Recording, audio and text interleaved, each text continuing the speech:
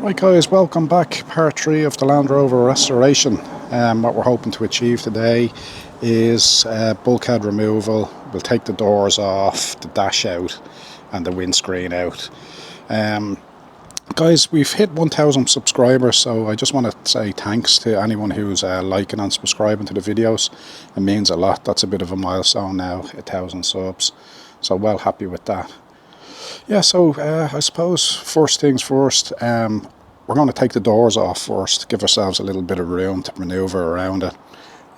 Quite simple to take them out. It's basically, there's four, they're kind of big Phillips head screw, and they run into the back of the bulkhead and they're held on by what they call a captive nut.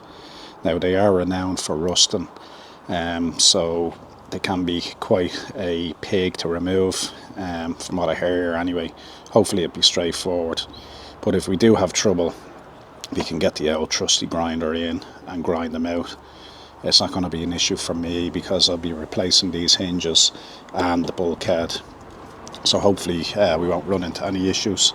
So yeah, you've basically got two at the top and two either side, and then the same on the bottom. So it's just going to be removing these two for me. I'm going to leave the hinges on the door, so we'll just take the ones out of the bulkhead off, and then that will allow us remove the whole door. There's also the catch on the doors. We'll have to release this to get the door off also. So again, it's just these 3 bolts. So the ones going into the bulkhead, which are going to be the hardest ones, and then these 3, and we'll release the whole door. So we'll take this off first, and then we'll go at taking these off. So when I have the doors, guys, I'll come back to doors off. I'll come back to you, and we'll show you what we're dealing with for removing the windscreen. Then we'll go at the front part of tidying up the dash, taking the steering wheel out, and cleaning up the bulkhead. Now I will show you everything I'm going to take out and how it has to be taken out. So yeah, bear with me. I'll get the doors off and I'll be back with you. Right guys, that's one door off. I had to change plan slightly on that. As I was saying, those screws going into the bulkhead started to cause me issues. I was able to release the top one, but you can see on the bottom one it was just too badly corroded. I was using an impact driver on them. It's the only way I think you'd get them out, to be honest. Now I have a nice heavy Phillips head screwdriver as well, and it wasn't even budging them. So the impact driver released the top one, but again on the bottom one it just sheared it. There was no budging it, and there was so much corrosion in it. So what I done then was I went at the other two, just basically in through the back. They were actually a nut. I'll show you on the other door. Just a nut going through, and I just released them. It was just much easier. I'll show you this now. Yeah, so you can see this side door, as I said to you in the last video, I was able to just fold the window back down on top of itself. It was actually flapping in and out. But they're the 4 nuts that I took off to remove the door on the far side. Now again, you'd want to soak them up with plenty of WD-40. In my case, you know, I'm not trying to save anything here from this, but if you are trying to save parts, just soak them up and release them. I know by looking at these now I'm going to have an awful job. I'll probably just grind them off, to be honest. Looking at the top 2 anyway, I'll probably be able to get the bottom 2 off. Again, that one looks pretty corroded, so if the worst comes to the worst, I'll just grind them. So yeah, I just thought I'd stop the video, show you. As I said, I will stop if I run into any problems and show you kind of ways around it, or the way I got around it. So yeah, that's just another little tip for you. And just another tip, guys, I'm bagging everything up as I go. So the wings, I have all the nuts and bolts off the wings in a bag. I just label the bag down, or throw a note in the bag, wing nuts or whatever. you know, the same with the bulkhead. I'll be taking, when I took the pedal boxes out and the steering box, I bagged all the steering box parts. I just labelled it steering box, and the same with the pedal boxes. So yeah, that's just another tip. I know you probably know it's just something simple, but at least it'll help you keep a track of things. So yeah, stay put guys, I'll get this door off and we'll go at the window then. Right guys, I got one door off. The other side, as I said, I'm having issues with it. I'm going to have to grind it off. Just waiting for the battery to charge on the grinder before I whip that off. But while I'm waiting, I'm going to go at the window, getting the window out of the way. So it's fairly simple to remove. There's 6 bolts across the top. So you've one in this corner, 2 kind of slightly beside each other, and then they're just evenly spaced all the way across. And then you've got your 2 over in that corner as well. So we'll release those. They're 7/16, but that's as good as an 11mm will do you. The 11mm is fitting that nice in place of the 7/16. I'll use a 7/16 spanner to hold it on the top in at the back, and I'll run these out then with the 11mm on the impact gun, just for speed. We'll remove this nut. Basically you're just loosening that off. Hopefully then we'll be able to get a bit of wiggle room and push the window out to flap over. They basically just fold over.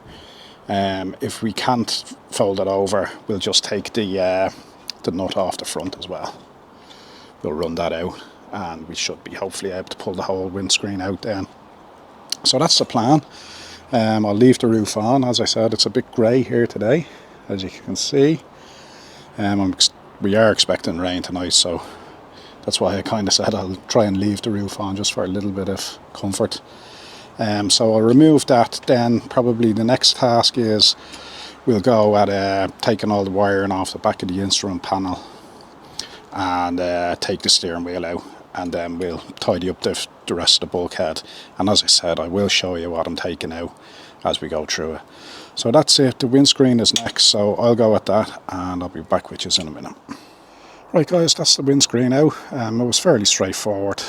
What I ended up doing, instead of pushing it all forward, I did have to take the bolts out of front, but this was totally rotten.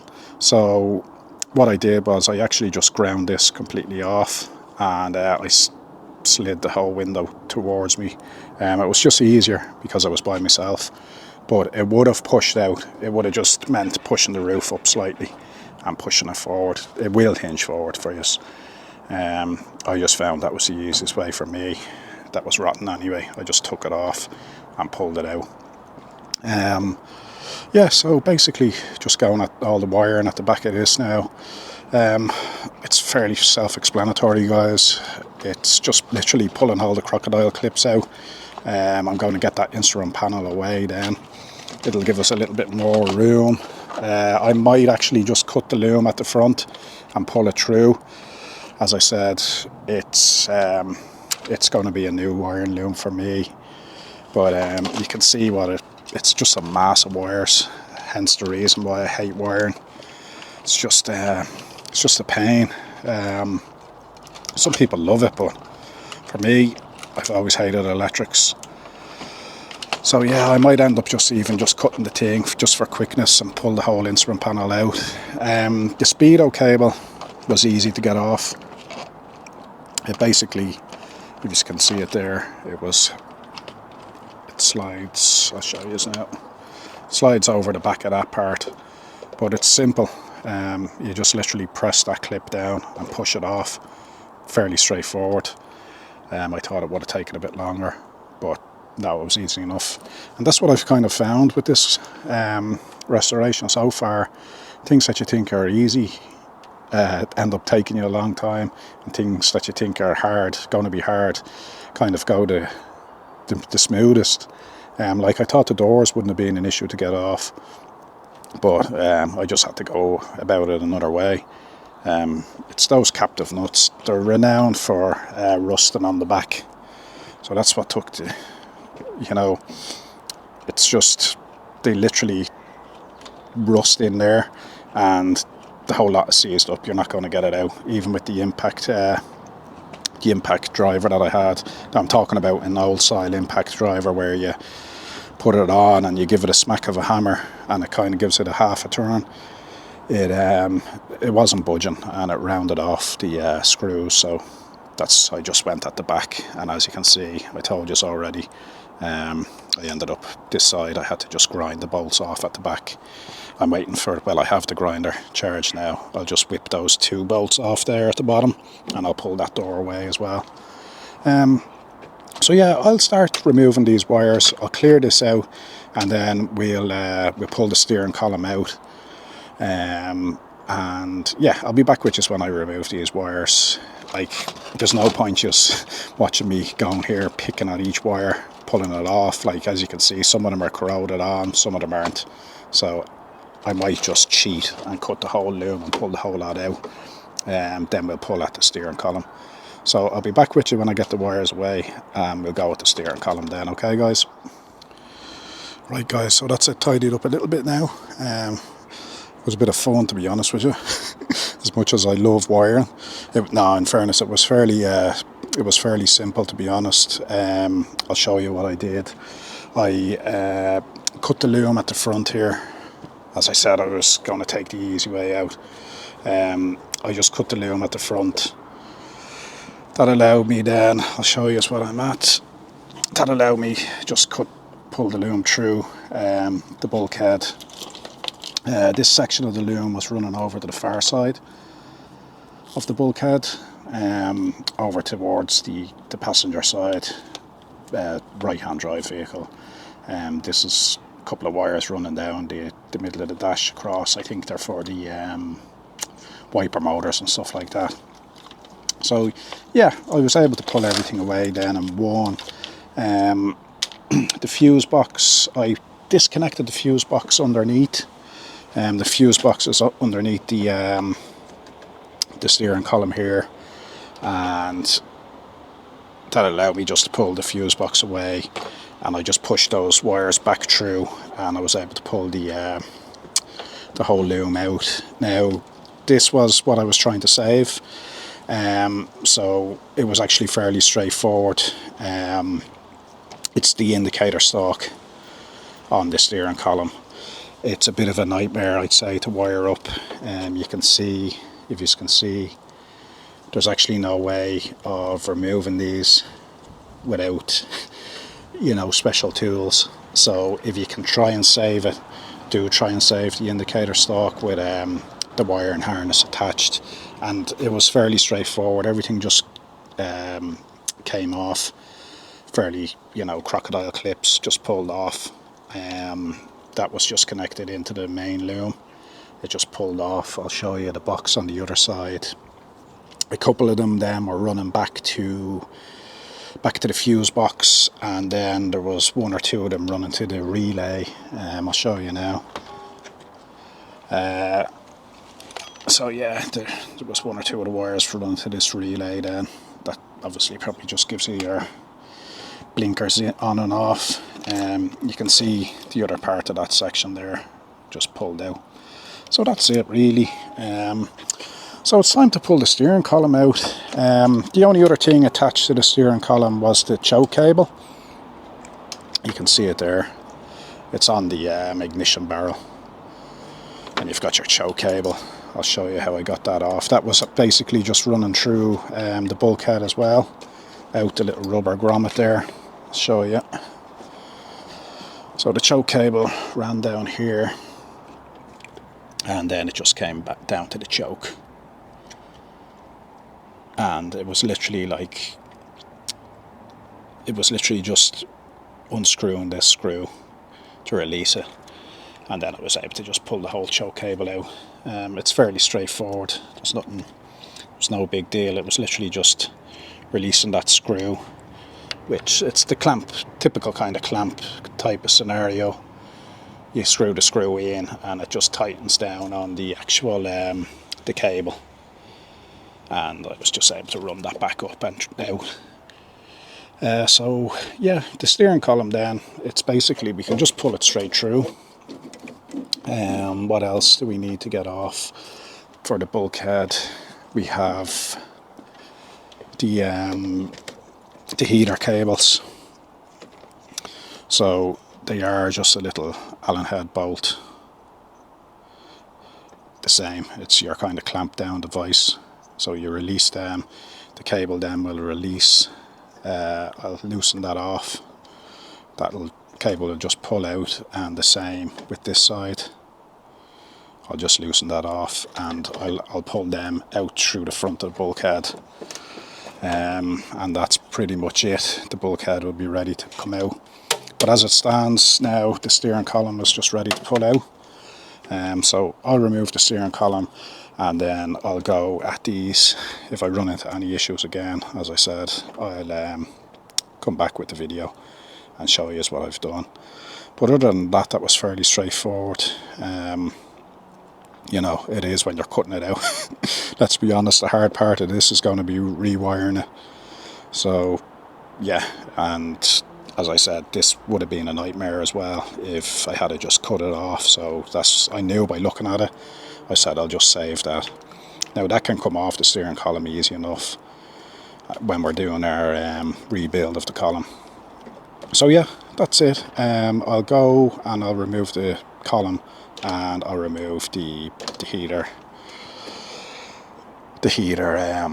switches. So yeah, bear with me and I'll be back with you in a sec. Right guys, that's the steering column out. That came out with no issues really, just basically pulled straight through once we had all the bits and pieces off that I had mentioned. Now on releasing it, we can see the state of the lower dash, this corner section. To be honest, the other end that houses the wiper motor, it's a separate unit. It's similar to this shape, but it has a cover and a vent coming up out the top. It's not in as bad condition as this side. Obviously this side is getting more water. Now you can see how bad it is. It's corroded right through. Lower dashes, there's no one really on the aftermarket making these. There is one guy on eBay, he makes them out of galvanized material. They look nice, but they're pricey.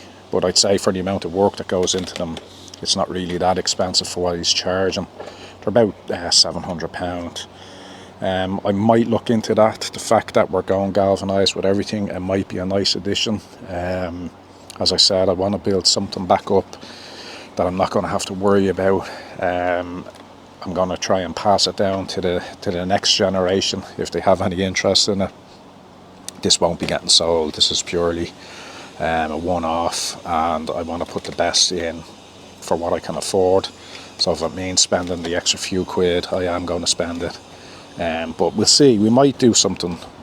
We might be able to repair it. I know it looks really bad, but guys, everything, as I said, with these Land Rovers, everything can be repaired. It's just a matter of how far you want to go and how much time you want to put into it.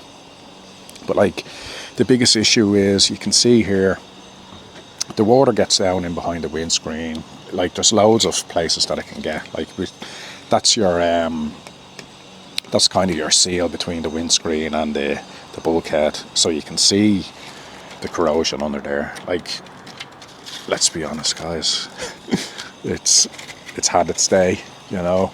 Now again, there's other people that will go down the road of repairing this bulkhead, and it can be done. As I said, every panel can be got. They sell sections. Like, there is people that would repair that bulkhead, but I know that this is a major issue with the Land Rover.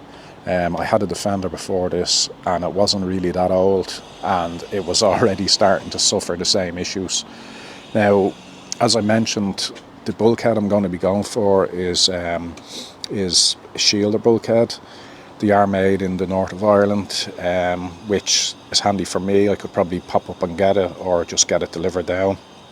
I'm in the south, so yeah, it looks a nice job. It's fully galvanized, and it's a single skin unit, so there'll be none of this issue of getting trapped moisture in between cavities, and hopefully it'll sort all this rusting out for us. But yeah, so where we're at now, the rest of the bulkhead removal. The biggest problem now is the throttle cable. Well, it's not a problem. it's just removing this cable. That's really the only cable there now holding the whole throttle system to the bulkhead. The rest of it stays on the bulkhead. It's not a complex unit. It looks complex, but it's actually quite simple. It's all just springs and levers. It runs across the main bulkhead, and basically there's another PTO kind of hand throttle in here. It's for if you were putting a PTO on out the back of the Land Rover, running all tools or whatever. There's a hand throttle I'll show you inside, and you can basically just that. You can, don't know whether you can see it over there. I'll show you. I'll do it again. You can see the throttle pedal moving as you adjust it. It comes up, and as you push it across, the throttle pedal moves up, and it goes down as you push it across, giving you a bit of power to the PTO. So you don't need anyone sitting in there with their foot on the throttle. So yeah, so basically what's left is we'll remove that throttle cable I showed you. I'm going to leave all the linkages on the bulkhead. Once it's off, we can start removing it and restoring it as we go. We'll have to remove the pipes for the fuel filter.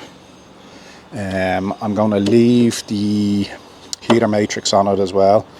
It'll be just a case of removing these two pipes to the heater matrix. So that should free up the bulkhead then from any kind of engine connection. It'll be the two dreaded main bolts then that bolt the bulkhead onto the outriggers. These are notorious for causing issues. They're just hard to get off. If the worst comes to the worst, the angle grinder will be coming out. You can see the corrosion there on the outriggers, and you can see how badly corroded it is in at the main bolt. On the other side, the main bolt is missing, but it looks like they've actually welded the bulkhead onto the outrigger. I can see a couple of snot welds in there. So unfortunately that's going to be a grinder job, I think. We'll see when we get the other side off. It might wiggle free. Yeah, what else is there? I'll take off the front uprights. These are bolted through into the bulkhead here, but I'm going to remove it at the bottom here. I'll just take them off from the bottom. They bolt in straight into the chassis, so there's 3 on the bottom, and the same on the far side. There's another upright. We'll get off there's another couple of screws from the transmission tunnel. It's just a cover, and that goes basically onto the bulkhead. So there's 1, 2, 3, 4 bolts on that will be coming out. Quite simple again. Yeah, that's basically it. Hopefully then the bulkhead will come straight out. So that's all that's left to take off. I'll go with them guys. I'll show you once I have all of those removed how the bulkhead will be wiggling around, and we'll get it lifted out of place then. There is probably another couple of fixings along the front floor. There's 1, 2, and I think there's 2 on the far side. They just kind of bolt onto the footwell, or in my case what's left of the footwell. So, you know, I know a lot of you are looking at this going, Jesus, what did he buy? I'm kind of thinking that myself, to be honest, but as I said guys, everything is repairable on these. They're like a big giant mechano set. So I'll get working on the bits that I showed you, and I'll be back with you in a sec, okay? Right, so that's it. All those bolts are out, and you can see the bulkhead, it's just basically collapsed back in on itself. It's just sitting there nice and loose now, ready to be pulled out.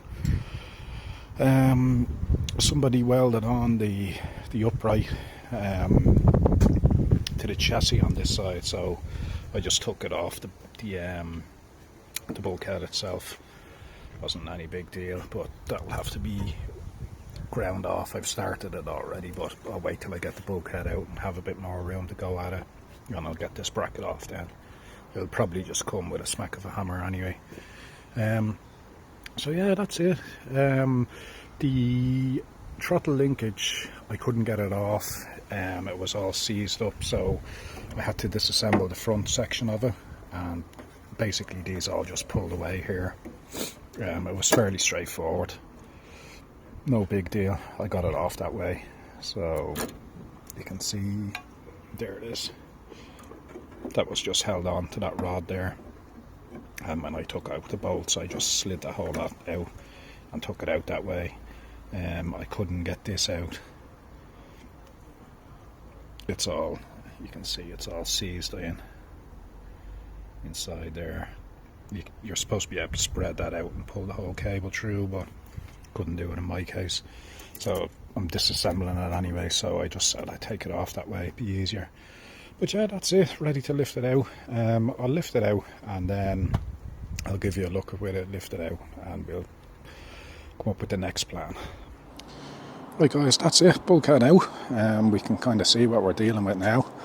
It's getting there as regards to getting there, taking it apart. Yeah, the minute I went to lift the bulkhead out, it started lashing rain and everything got covered and everything got wet and hands started sliding and just made it more awkward for me. But that's it out. In the end guys, I didn't even have to go removing this side at all. It was actually so corroded it wasn't even connected onto the bulkhead. The bulkhead basically just came away. The far side was the same. So much corrosion in it. The minute I took the bolt out, this main section just fell down. So you know, that's onto the corner of the bulkhead. That's supposed to be the main strength of the bulkhead. That bolt goes through the outrigger and it holds the bulkhead in, but as you can see, totally corroded. So in the end, the only thing holding the bulkhead was the uprights. That was it. Once those uprights came off, the whole lot came away.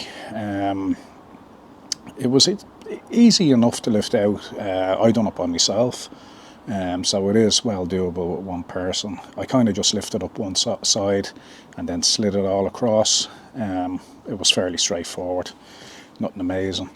With regards to time wise, how long did it take to get to this point? With me, I put in about 3 kind of half days, and when I say half days, they were like kind of half-hearted days. Didn't go mad at it, kind of started late in the days. I think if you were dedicated enough, you'd get to this point in probably about a day. You can see now what we're left with. The heater matrix, the fan is knackered completely. No point in trying to restore that. I'll probably restore the heater matrix box. The matrix inside looks good. You can see the throttle linkages. Now in the end, with that throttle linkage, I basically just took everything off this side and slid it off. I thought I could have got the cable out, but there was a piece seized, so in the end I just took it off this side, slid everything off, and we'll tag it and bag it. But yeah, I think I'll leave it there now for today, guys. If I was to go at it again, I would recommend probably taking the roof off first. It would be easier. I done it just to keep things dry. If you can see, I have a load of stuff in the back. I just have nowhere to store it at the moment, but I'll be taking it out for the next video and it'll be removed. So for the next video, we're talking about taking the roof off. We'll go with the seat boxes, the back tub as well, and that'll be it. Then we'll be down to basically the bare chassis. Then after that, we're talking maybe gearbox removal, engine removal, and the axles, and then we're into the fun stuff, restoring things that we're going to save. We'll do an inventory of what we're going to save and what we're going to get rid of. We'll try and save as much as we can restore as much as we can. But as I said from the start, the bulkhead, for me, I won't be restoring that. It's gone, as you can see. Like, it's basically shot. You know, somebody might try and repair it, but I'm not going to go down that road. I want something that's going to last now. Yeah, so we'll leave it there, guys. We'll have another video next week, and thanks again for watching. Okay, bye bye.